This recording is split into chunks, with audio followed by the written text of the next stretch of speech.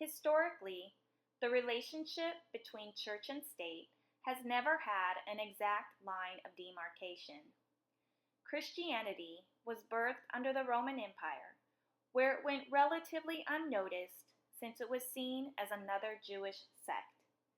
However, it would not be long before Christians would suffer severe persecution, beginning with the Roman Emperor Nero and reaching its height under Diocletian. In the 4th century, for the first time, Christianity would see the unification between church and state, as the Edict of Milan made it the official recognized religion. Constantine I would start to intervene in church affairs, as was custom under the Roman Empire.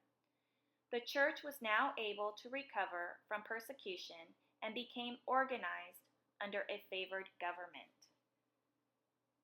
The fall of Rome in 476 pushed the church into an even stronger role as the invading Germanic tribes were more military-minded. This created an even more ambiguous line between church and state, as grabs for power exchanged between popes and reigning kings over the next 1,000 years, leaving the lay people at the mercy of both. The Protestant Reformation of the 16th century opened a door for new ideas to emerge within the church. Different denominations developed. However, under the established Anglican Church in England, there was not freedom to gather and worship God how they saw fit. With the discovery of the New World, many saw a refuge for religious freedom. However, it would not be long before established churches would become the practice in colonial America as well. The Congregational Church was established in New England, and the Anglican Church in Virginia and South Carolina. Having an established church meant that the inhabitants had to pay taxes to support the state church, and laws were favored to support the doctrinal interpretation of that sect. Those who did not adhere to the established church could be banished, jailed, or in extreme cases, put to death. By the time of the American Revolution, the majority of colonies had constitutions to allow religious freedom. However, there were still some that did not. Such was the case in Connecticut. It was for this reason that the Danbury Baptists wrote a letter to newly elected President Thomas Jefferson in 1801. The Danbury Baptists expressed concern over their current situation in Connecticut as they penned, "What religious privileges we enjoy as favors granted and not as inalienable rights, and these favors we receive at the expense of such degrading acknowledgments as are inconsistent with the rights of free men." Having a reputation as a champion of religious liberty, the Danbury Baptists also expressed their great satisfaction in Jefferson's election. Others were not as delighted. The clergy in Connecticut often used the pulpit to asparage Jefferson, often referring to him as an infidel and an atheist. Were these accusations warranted? An examination of the religious principles of Thomas Jefferson give insight into his thoughts on religion. According to Jefferson, true religion could only be found through free thought and inquiry. It was through this process that the corruptions of Christianity had been purged away during the Reformation. It was these corruptions that Jefferson was in opposition to, not Christianity itself. For it was the principles of Christianity that supported free will and the liberty of conscience. Jefferson alludes to this fact when he wrote, "The Almighty God hath created the mind free. All attempts to influence it by temporal punishments or burdens, or by civil incapacitations, are a departure from the plan of the holy author of our religion."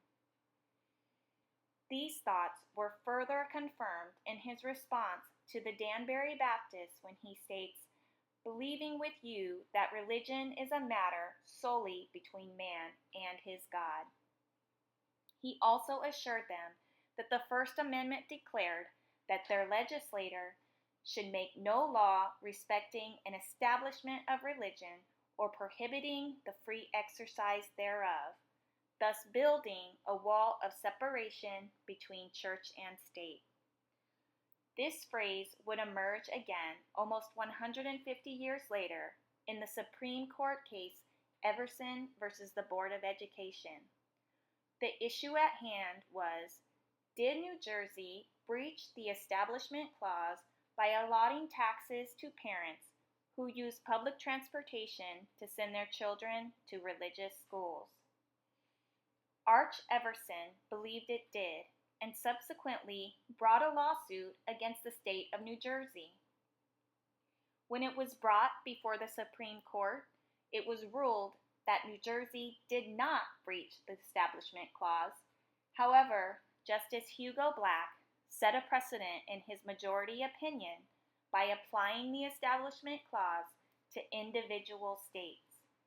In it, he wrote that neither a state nor the federal government can openly or secretly participate in the affairs of any religious organizations or groups, and vice versa. In the words of Jefferson, the clause against establishment of religion by law was intended to erect a wall of separation between church and state.